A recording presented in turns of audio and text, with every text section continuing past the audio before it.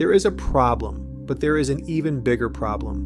When the place you are meant to seek solace, respite, and ideas on how to tackle the problem becomes the even bigger problem, the church, the Jezebel, and the broken man. This is going to spark religious sentiments and references, but it is backed up by a strong understanding of human behavior and his response to an ever-evolving world. There is a battle no one talks about, one that passes through our noses unnoticed. A slow, mind-stripping battle waged not on the streets, not in political offices, but in homes, in marriages, and in relationships where men with dreams, purpose, and fire in their souls are reduced to mere shadows of themselves. This war is not fought with swords or bullets, but with manipulation, guilt-tripping, and the distortion of holy teachings. We are in the age of the strongest push for women's rights, and this has led to the misinterpretation of feminism and submissiveness. This has led to the rapid feminization of men and masculinization of females. Roles have been switched. We witness this in today's marriages, relationships, and even social gatherings. If you've made it this far, you're not just a casual viewer. You're a seeker, a thinker, someone who craves more than surface-level noise. So let's connect. Hit subscribe, turn on the notifications, and let's explore ideas that move mountains. This battle where the narcissistic woman thrives, not because she is strong, but because institutions that should demand accountability from her have instead become her shield. This is sad because when you look at the church as an institution on the surface level, it seems as though they are the glue, but their refined teachings are a total deviation from the scriptures in regards to masculinity. The church, the very institution that was meant to uphold truth and balance, has unknowingly, or perhaps deliberately, become the greatest enabler of male emasculation. Instead of calling out toxicity, it has wrapped it in virtue. Instead of holding dysfunctional women accountable, it has baptized their worst tendencies as strength and resilience. The issue of forgiving a cheating woman is a matter of serious concern, and these religious institutions have subconsciously or consciously neglected the female nature in the female survival trait, hypergamy. And in doing so, it has sentenced many men to lives of quiet suffering, stripped of their ambition, their vision, and their purpose. How did we get here? And more importantly, how does a man break free from this invisible battle? Awareness. History has always warned us about her.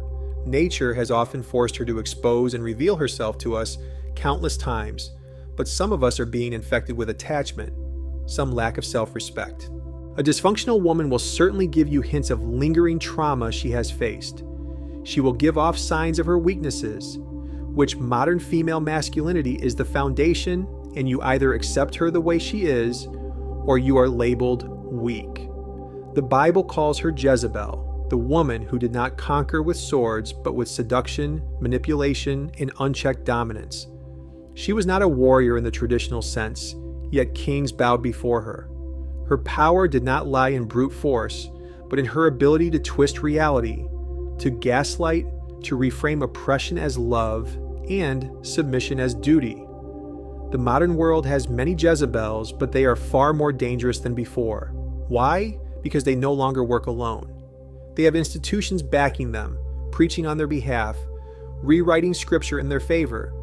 They have twisted feminism, not the feminism that sought equality, but the one that now demands privilege without accountability, a world where they want to eat their cake and have it. The modern Jezebel uses the church as its haven. After walking through countless traumas and amassing various life-changing encounters, they resort to the church, and the church will always uphold the Gospel of John, go and sin no more, as a proclamation of healing instead of redemption. The church preaches sacrifice to men, but entitlement to women.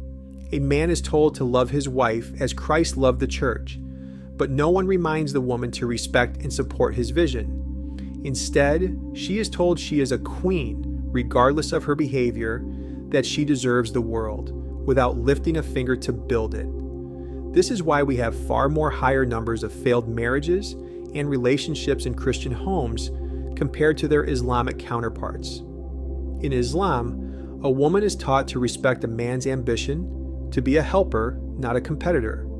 Masculinity is honored, not diluted. And while no system is perfect, the structure is clear. Men lead, women nurture, and balance is maintained. In Christianity, especially in modern Western interpretations, masculinity is subdued. The focus is on pleasing women, catering to their emotions, and ensuring they are happy, rather than ensuring they are accountable. Women are no longer instructed to follow. They are encouraged to dictate. And when men push back, they are labeled toxic.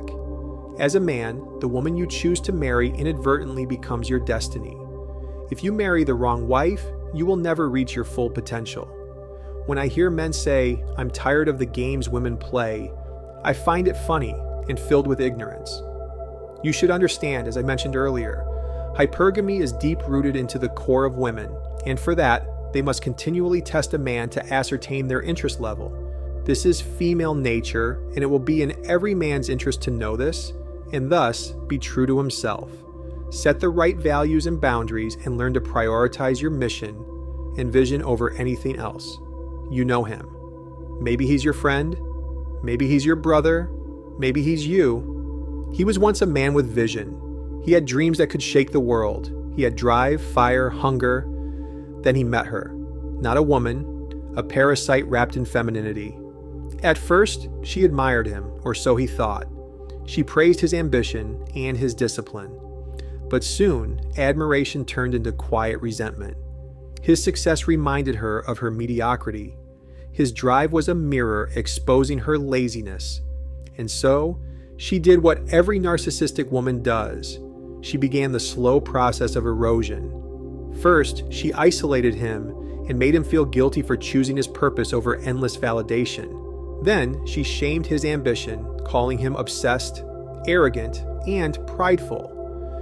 She weaponized emotional exhaustion, ensuring that every step toward his goals came with unnecessary drama, making success feel like a punishment rather than a reward. And one day, he woke up, looked in the mirror, and didn't recognize himself.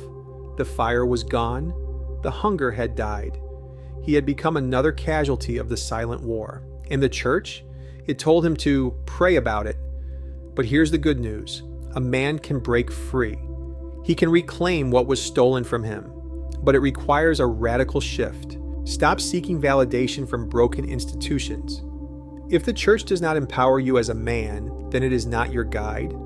Faith should fuel your strength, not castrate it. Identify and reject narcissistic women early. If she discourages your ambition, shames your masculinity, or weaponizes guilt, she is an enemy, not a partner. Surround yourself with builders, not leeches. Your circle should inspire, challenge, and push you toward greatness, not distract you from it. Reclaim your vision with force. Every great man has faced resistance. But the difference between the broken and the victorious is simple. The victorious never stopped fighting. Every great transformation begins with a single step. This is more than just content. It's a revolution of thought. If you're tired of shallow conversations and you crave depth, this is where you belong. Subscribe to Soul Evolver, hit the notification bell, and let's build a community where truth reigns. Drop a comment. I read every single one. Let's grow, let's challenge, let's evolve. The choice is yours. Stay broken or rise. Stay silenced or speak. Stay enslaved or lead. The Jezebels will always exist, but they can only thrive where men refuse to take their rightful place. You were never meant to live at the mercy of manipulation. You were never meant to bow before dysfunction. You were meant to build, to lead, to conquer. And the moment you reclaim that truth, the battle is won.